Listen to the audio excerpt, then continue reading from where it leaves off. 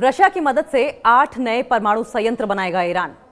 8 नए nuclear reactors Iran बनाने वाला है। और ईरानी राष्ट्रपति ने क्या कहा है ये भी आपको बताएंगे। साथ साथ उन्होंने इस बात पर फोकस किया है कि हम हथियार विकसित नहीं करेंगे, हम वेपन्स नहीं बनाएंगे। इजराइल ने 45 फिलिस्तीनियों के शव भी लौटाए हैं। डेड बॉडीज 45 लौटाई गई हैं इजराइल की ओर से। वहीं एक दिन पहले हमास ने 3 सैनिकों के शव भी इजराइल को सौंपे थे। ईरान के राष्ट्रपति मसूद पेजेश्किन ने बहुत ही पीसफुल तरीके से, शांतिपूर्ण तरीके से परमाणु कार्यक्रम और हथियार विकसित न करने की प्रतिबद्धता को दोहराया है। कहा है कि आप इस मुगालते में ना रहें कि हमें किसी भी तरीके से न्यूक्लियर बॉम्ब, न्यूक्लियर वेपन्स बनाने हैं। हम न्यूक्लियर एनर्जी के लिए यूरेनियम का एनरिचमेंट करना चाहते हैं। ये बात उन्होंने ईरान के परमाणु ऊर्जा संगठन के दौरे पर कही।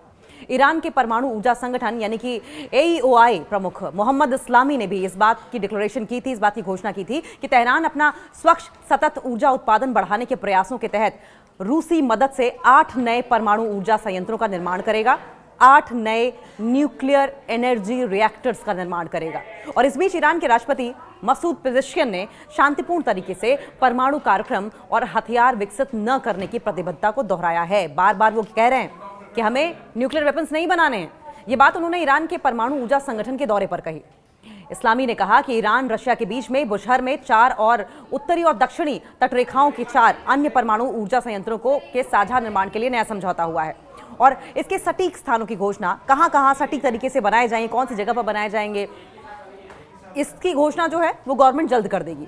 ये संयंत्र, ये रिएक्टर्स जो हैं वो स्थिर स्वच्छ परमाणु ऊर्जा की आपूर्ति सुनिश्चित करेंगे, यानी कि एनवायरमेंटल एनर्जी को इंश्योर करेंगे ये। और ईरान को परमाणु ऊर्जा से 20,000 मेगावाट बिजली उत्पादन बढ़ाने में सक्षम बनाएंगे, यानी कि न्यूक्लियर एनर्जी का इस्तेमाल बिजली के उत्पादन के लिए किया जाना है। इस्लामी ने कहा कि ईरान के उत्तरी प्रांत गोलिस्तान के तट पर एक परमाणु ऊर्जा संयंत्र का निर्माण शुरू हो गया है। खुजेस्तान प्रांत में एक परमाणु ऊर्जा संयंत्र का निर्माण कार्य भी पूरा करने की योजना है, जिसका निर्माण 1979 की इस्लामी क्रांति से पहले हुआ था। अब एटमी प्रतिष्ठान शुरू करेंगे, पेजेश्किन ने कहा है। ईरान के राष्ट्रपति मसूद पेजेश्किन ने कहा है कि बम बनाना इस क्षेत्र का एक छोटा, असंगत और अमानवीय हिस्सा है। ये इनह्यूमन है और इस वजह से हम बम नहीं बनाएंगे, जबकि बाकी आवश्यक जितने भी नेसेसरी ह्यूमन नेसेसिटीज हैं उनको पूरा करती हैं वो चीजें हम करेंगे। वो बोले पश्चिमी शक्तियां, western countries, western powers Iran के साथ साथ जो भी इंडिपेंडेंट कंट्रीज हैं उनको उन्नत तरीके से वंचित रखना चाहती हैं, उन्हें एडवांस टेक्नोलॉजी से वंचित रखना चाहती हैं। वो चाहती हैं कि एडवांस टेक्नोलॉजी इन कंट्रीज के पास ना रहे, वेस्टर्न कंट्रीज को छोड़कर बाकी सब इनसे वंचित रहें। जिसका टारगेट क्या है, जिसका मोटिव ये है कि आश्रित देशों को असेंबली उद्योगों की तरह इस्तेमाल किया जाए, सीमित रखा जाए।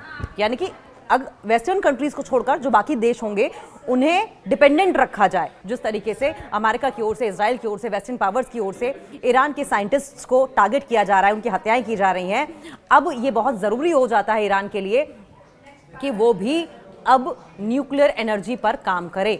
और उन्हीं की बदौलत है, उन्हीं की कारस्तानियों की वजह से अब ईरान ने ठान ली है कि वो न्यूक्लियर एनर्जी पर काम करेगा।